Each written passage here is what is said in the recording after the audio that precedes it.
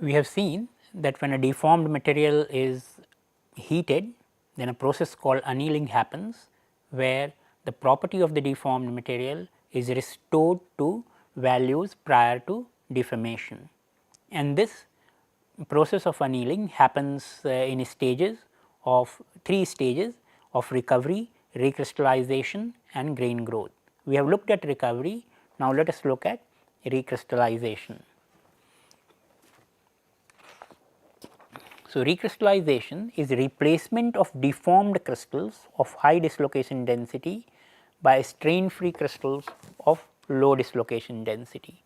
So, you are going from high dislocation density to low dislocation density. There was some lowering of dislocation density in the during the recovery stage, where dislocation of opposite signs came together and annihilated, but still dislocations are left in the crystal and there is a driving force because of the high density of dislocation. So, the driving force for recrystallization is the strain energy associated with dislocations,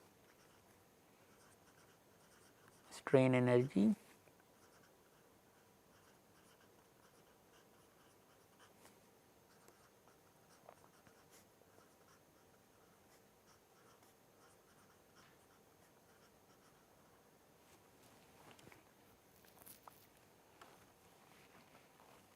So, new strain free crystals, form and grow into the material and gradually replace all the deformed crystals. When all the deformed crystals are replaced, we will consider that to be completion of recrystallization. One defines a recrystallization temperature.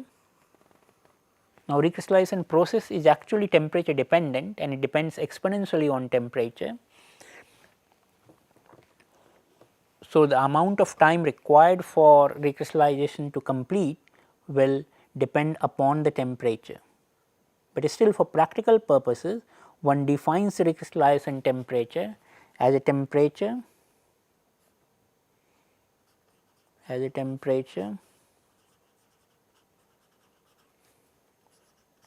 at which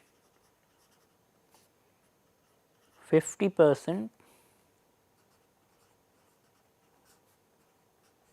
recrystallization means 50% of the volume of the material is recrystallized. So, 50% recrystallization happens in 1 hour.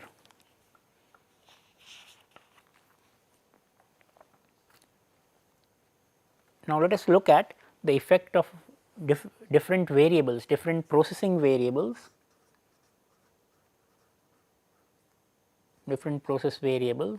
on recrystallization.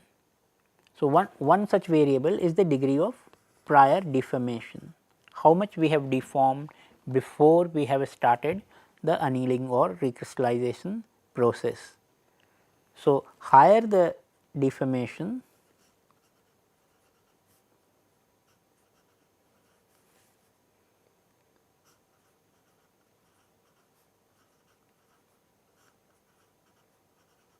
higher the prior deformation,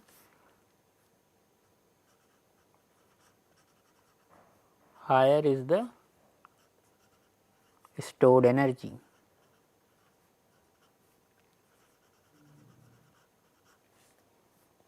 So, this will give to higher driving force, which will then lower the recrystallization temperature. Since driving force is more, recrystallization can happen at a lower temperature.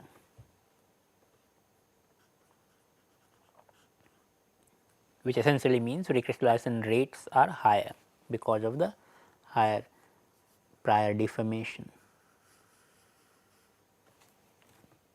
It will also, because of this, you will also get finer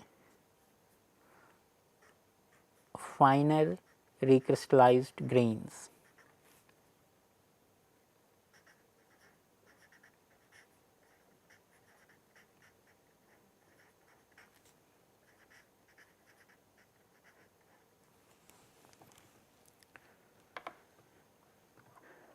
Now, if you start with a finer grain material, fine grain material, if the initial grain is fine,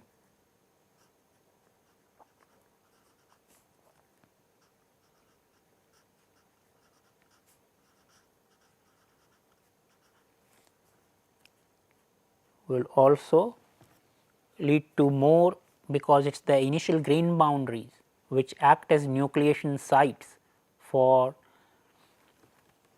recrystallization. So, finer is the initial grain size, more is such grain boundary sites, and so recrystallization rate is higher, and so you will again get lower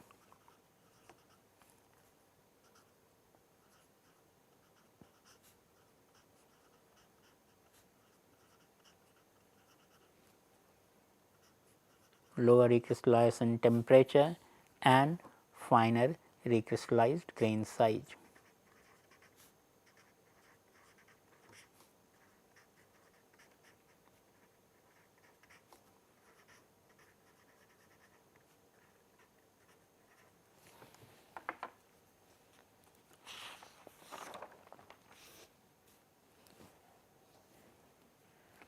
Then comes the temperature of the cold working.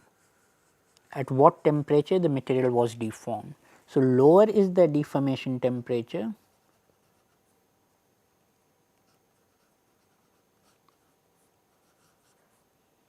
lower temperature of cold working will store higher strain energy in the material.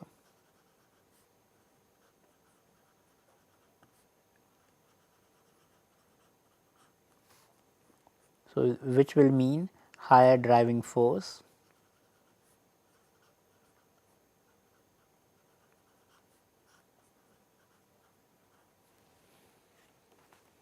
and thus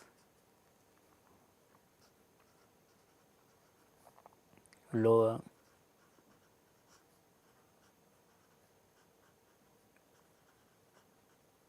recrystallization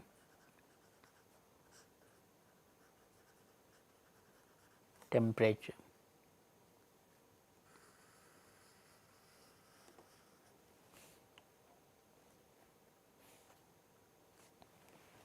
And then the temperature of recrystallization, at what temperature you are keeping the deformed material for recrystallization.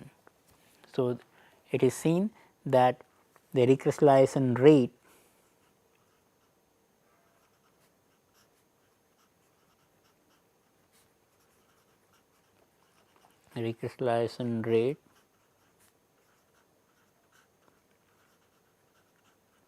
depends exponentially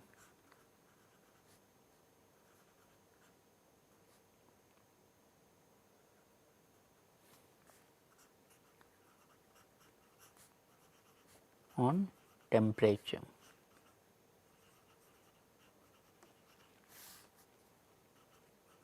So, it is a Arrhenius kind of law where rate is some A exponential minus Q by RT, where as usual Q will be the activation energy for the process, in this case activation energy for recrystallization.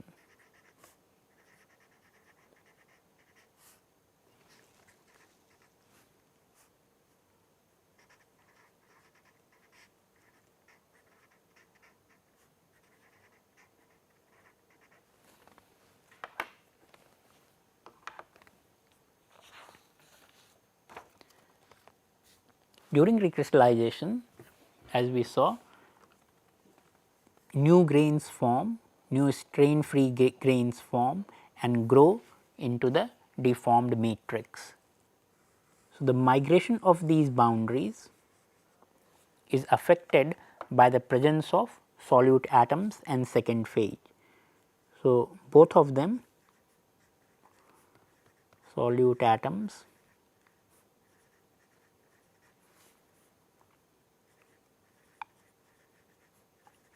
and second phase particles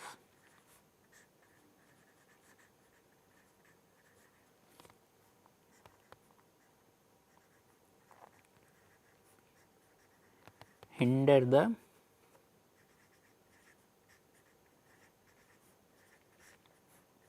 motion of grain boundaries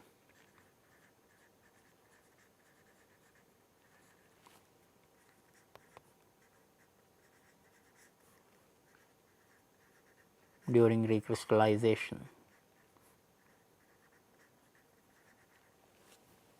So, they lower the recrystallization rate.